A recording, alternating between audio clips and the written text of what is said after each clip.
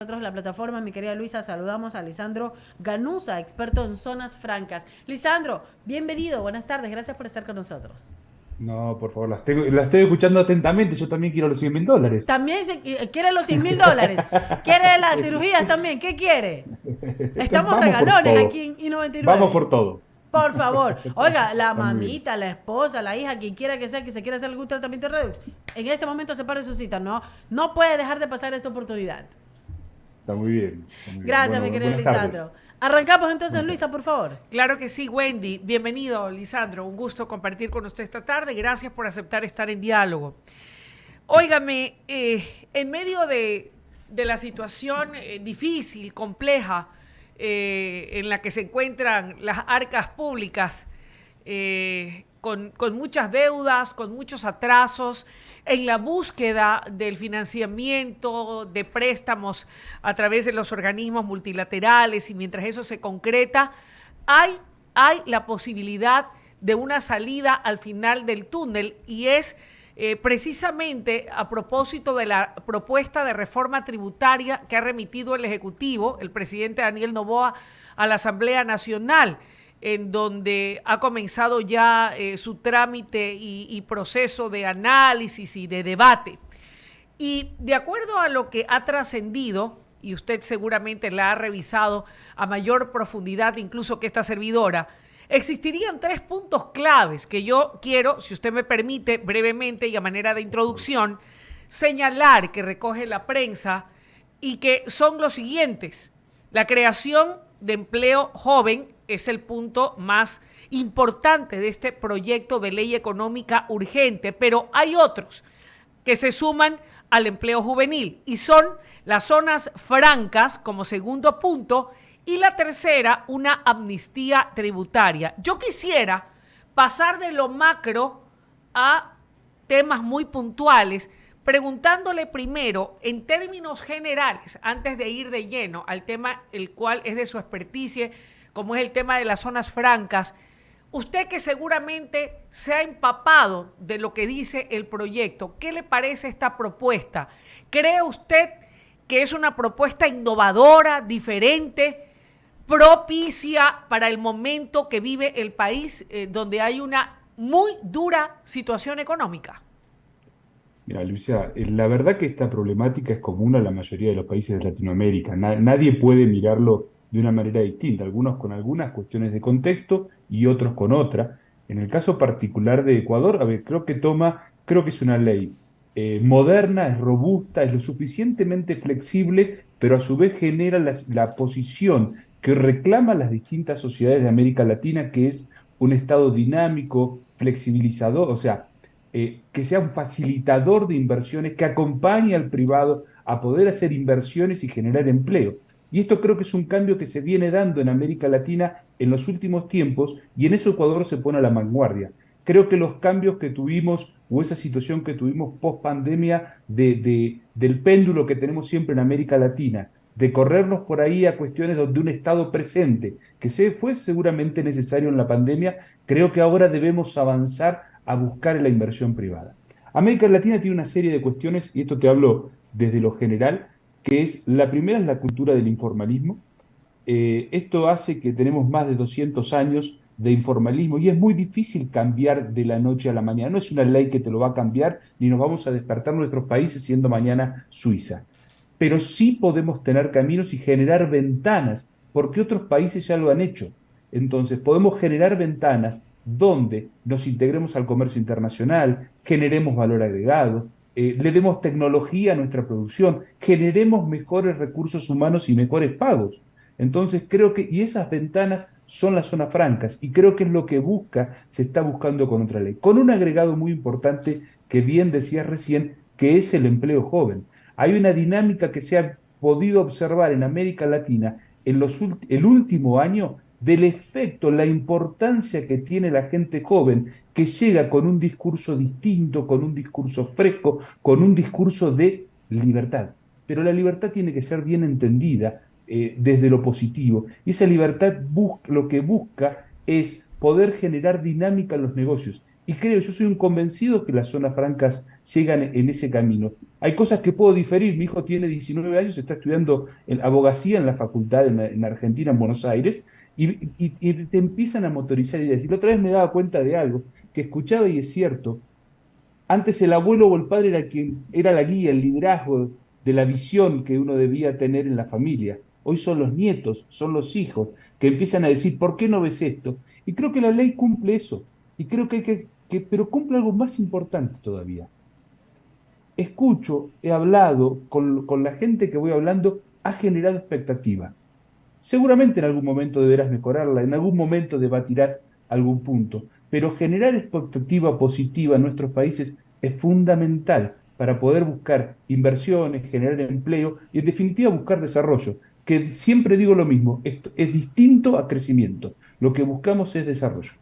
Lisandro, algunas puntualizaciones, y la verdad yo no conozco tan a fondo la situación de tu país, de Argentina, pero lamentablemente algo que ha ocurrido, al menos en nuestro país, y de lo que yo tengo memoria en el ejercicio de la comunicación, existen grupos respetables, muy nacionalistas, que cuando escuchan la palabra empresa privada, automáticamente lo asocian a privatización y automáticamente lo miran como una forma de restarle poder o fuerza al Estado para que pueda tener un efectivo control de la situación de todos y cada uno de sus sectores estratégicos importantes. Y resulta un poco mala palabra hablar de la asociatividad entre lo público y lo privado.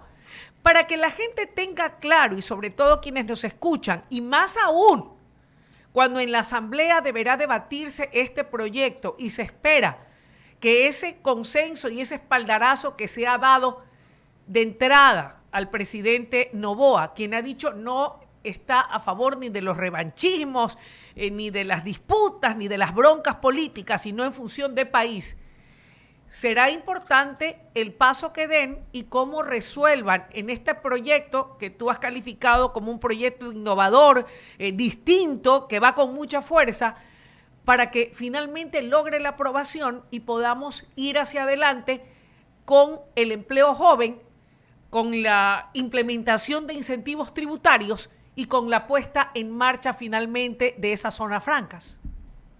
Mira, lo primero que te digo a esos asambleístas, con el mayor de los respetos, que escuchen a sus hijos y a sus nietos. Que escuchen porque van a entender un concepto distinto que tiene que ser la América Latina del siglo XXI, que parece que no queremos, nos queremos poner nosotros mismos obstáculos para no integrarnos al mundo. Hay una región que era mucho más perimida y con mucho menos potencial que lo que es América Latina, que era China y Asia-Pacífico. China en los años 70 era uno de los países más pobres del mundo. En ese momento Deng Xiaoping toma una decisión de avanzar y buscarle la forma de la pobreza que tenían, de buscar la forma de integrarse al mundo para poder recibir inversiones, para poder venderle, sin que eso afecte su mercado interno, que ellos lo consideraban viable, eh, y que generen mejoras en tecnología, mejoras en recursos humanos.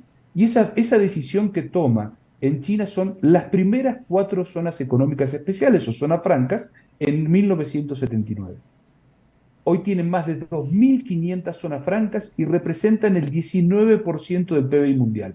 Mal no le fue con el régimen y fue aceptarlo. Lo mismo hizo Asia Pacífico. Tenemos una visión de Vietnam, por ejemplo, que esa visión de la... A ver, yo cumplí 50, o sea, miraba películas y todos tenemos la visión de los películas de Vietnam. Vietnam tuvo una recuperación importantísima a merced a una continuidad de la visión de lo que era de este desarrollo que generó China, una visión muy importante. Y hoy si usted mira, a ver, mucha gente debe comprar zapatillas Nike y debe ver que están hechas en Vietnam. Es porque se desarrollaron bajo el régimen de zonas francas. Lo mismo hizo Singapur, que es modelo, lo mismo ha hecho Filipinas. Y estamos hablando de una región que hoy es el liderazgo y que Ecuador debe mirar, porque en definitiva es parte de la Alianza del Pacífico, que es esta región que es el liderazgo económico del siglo XXI.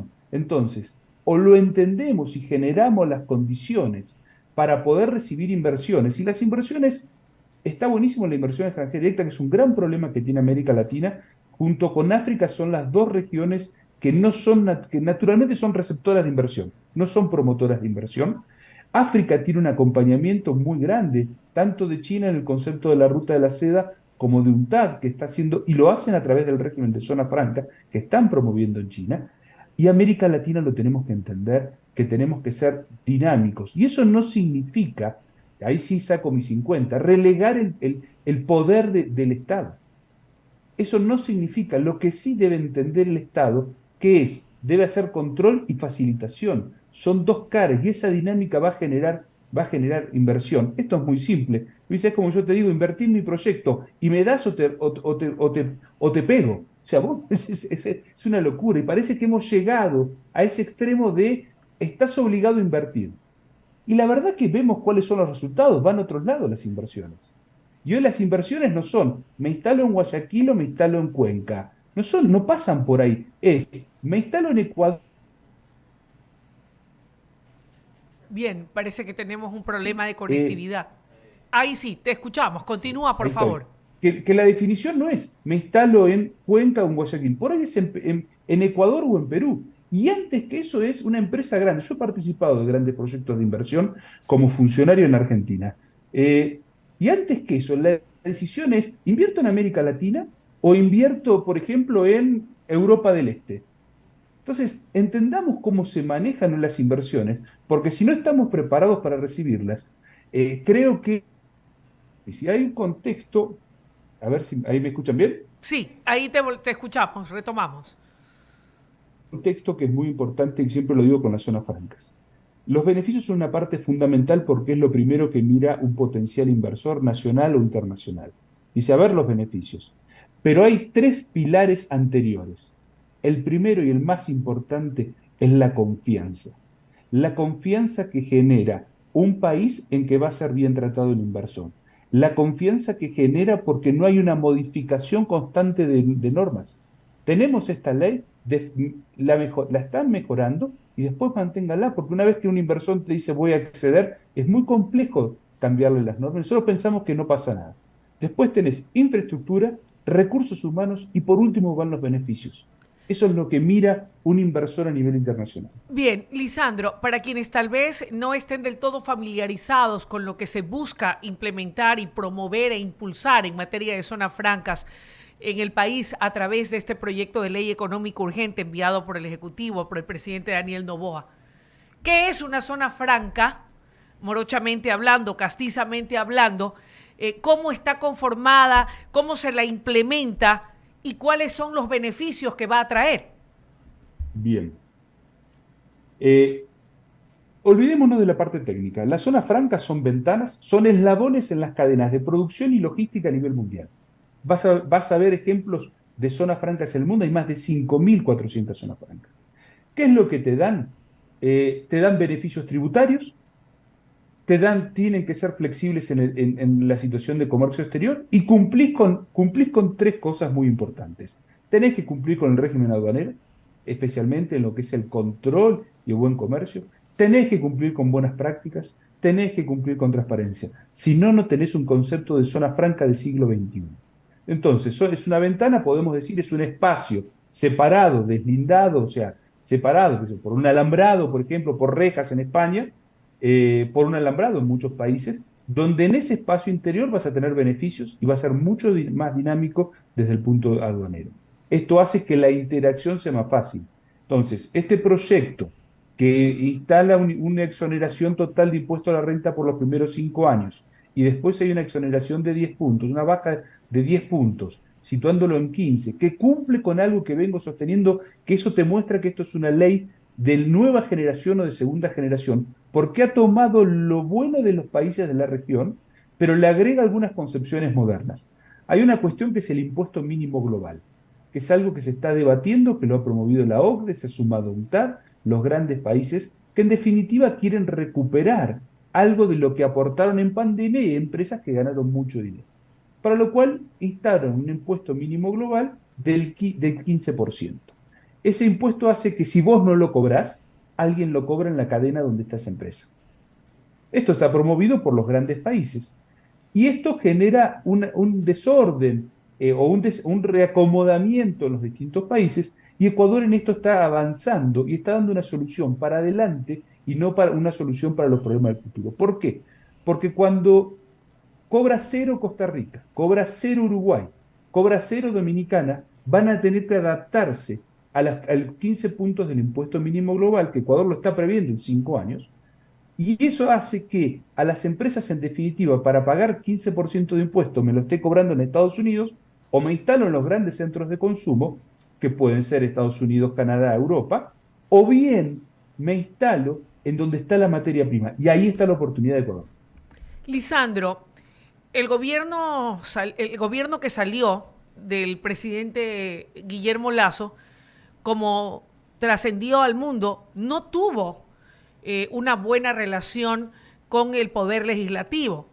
Y consecuentemente los innumerables intentos que hizo para enviar proyectos en búsqueda de económico urgente y tantos otros que envió, salvo muy pocos, la mayoría no tuvo acogida.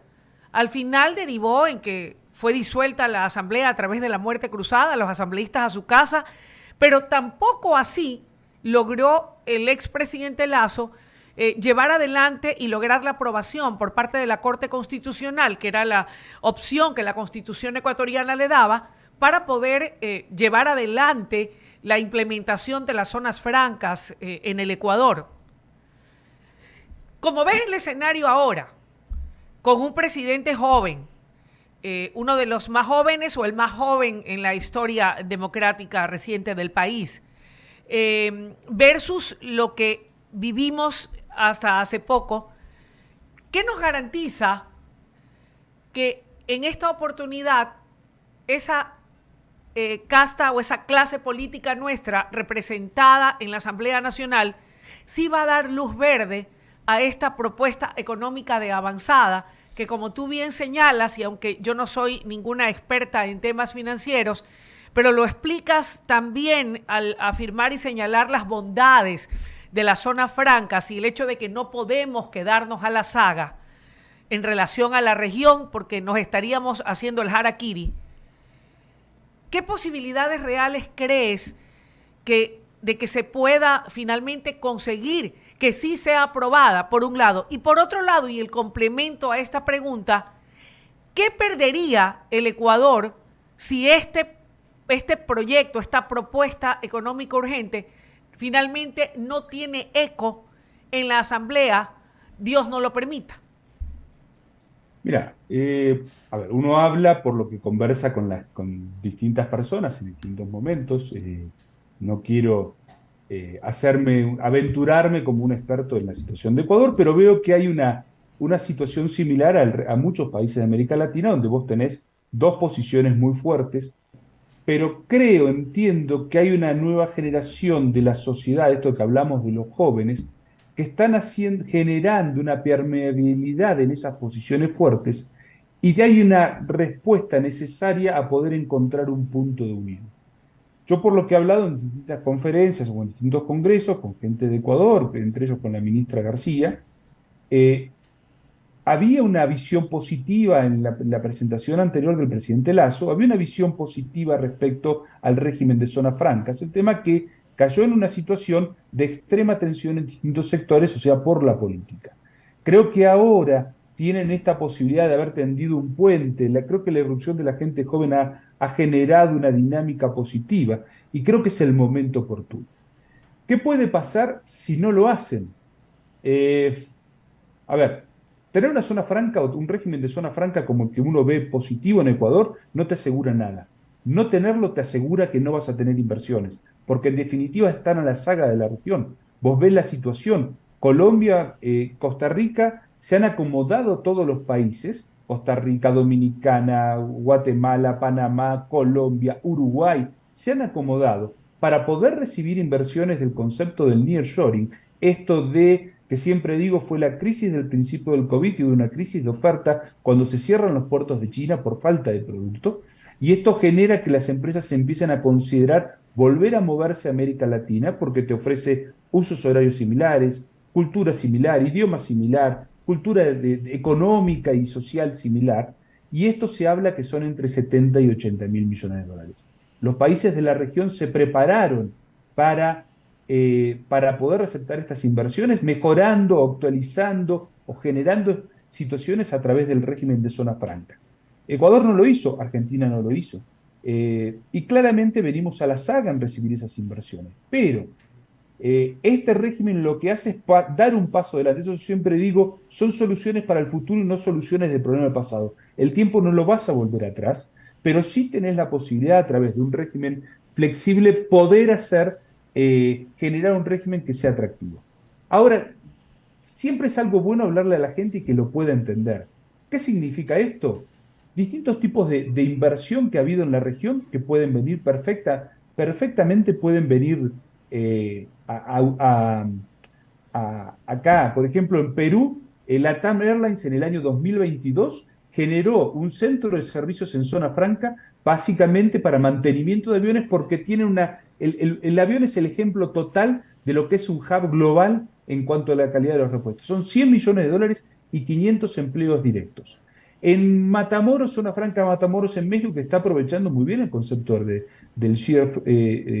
nearshoring, hay una empresa taiwanesa que se instaló de componentes eléctricos, invertirá 1.000 millones de dólares con 10.000 empleos directos. Lo mismo pasa en Guatemala con Michatoya Pacífico en la parte textil. En Uruguay ahora ha hecho una inversión Pepsi, con las grandes empresas de economía del conocimiento de Sudamérica se instalan en Uruguay por la seguridad jurídica y técnica que da el régimen.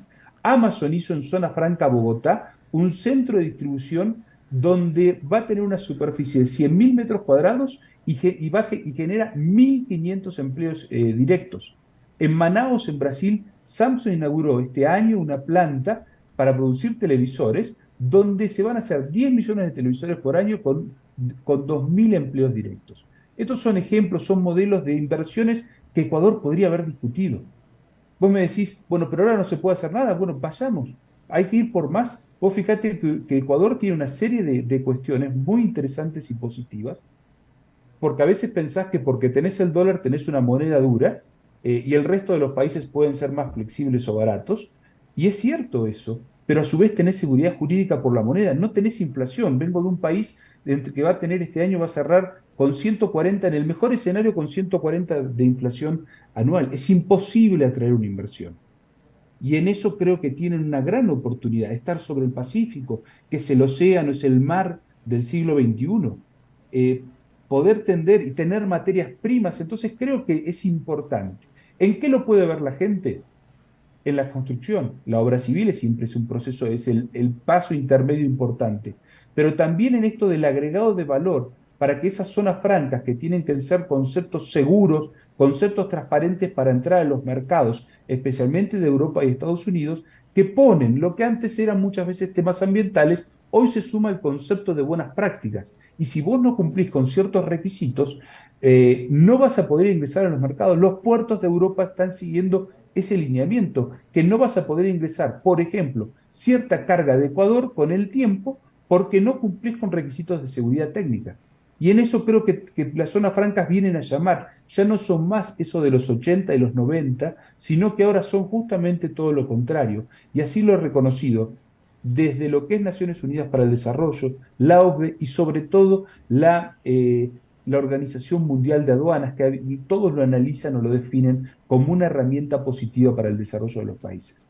Hay una muy linda herramienta de zonas francas unipersonales que en Colombia ha tenido éxito, por eso digo que recepta lo mejor de la región y le agrega una actualización para estar un paso adelante. Por ejemplo, podrías hacer hoteles con el concepto de zona franca unipersonal en la costa del Pacífico para potenciar el turismo de Ecuador. Y creo Lisandro, que tenés una potenciación. muchísimas gracias por tus valiosos criterios y comentarios, por habernos ayudado a entender mejor el alcance de las ventajas y los beneficios de las zonas francas en un país como el nuestro, y que, de acuerdo al análisis que has hecho, están incorporados en esta propuesta diferente e innovadora que ha presentado el gobierno del presidente Daniel Noboa al legislativo acá en el Ecuador. Créeme que como país y como ecuatorianos estamos muy a la expectativa del apoyo que el Poder Legislativo, que la Asamblea Ecuatoriana pueda dar, ese espaldarazo que no va a ser solamente al gobierno nacional, porque el éxito del gobierno va a ser el éxito de todo un país, que hoy más que nunca demanda oportunidades. Y como bien lo ha señalado y hemos analizado esta tarde, y así lo recogen los expertos, al cual se suma tu valiosa opinión, esta propuesta tiene mucho de positivo en el empleo joven, incentivos tributarios y la creación e implementación de zonas francas como una fuerza o instrumento que permita el desarrollo y el crecimiento de nuestro país a efectos de no quedarnos a la saga en relación al resto de la región. Un abrazo fuerte para ti, éxitos allá en tu tierra, y espero de todo corazón, como una latinoamericana, que ese giro de timón que está dando el presidente Milei allí en tu país, en Argentina, sea muy positivo, y que todo el sacrificio que ha anunciado con medidas duras, pero que ha dicho son necesarias, y yo no soy experta en estos temas, pero así lo creo, espero den los frutos que Argentina tanto anhela, así como nosotros acá en Ecuador. De mi parte, una muy buena tarde. Muchísimas gracias y bueno, espero que la próxima vez hablemos con una ley aprobada para ver lo que el concepto este que va a incorporar Ecuador, que son zonas francas del siglo XXI, que son generar empleo, promover inversiones, desarrollar regiones. Creo que pasa por ahí. Gracias. Gracias, Lisandro, por haber estado con nosotros aquí en el Diálogo de la Tarde. Momento de abrir el espacio a las menciones publicitarias. Hay recomendaciones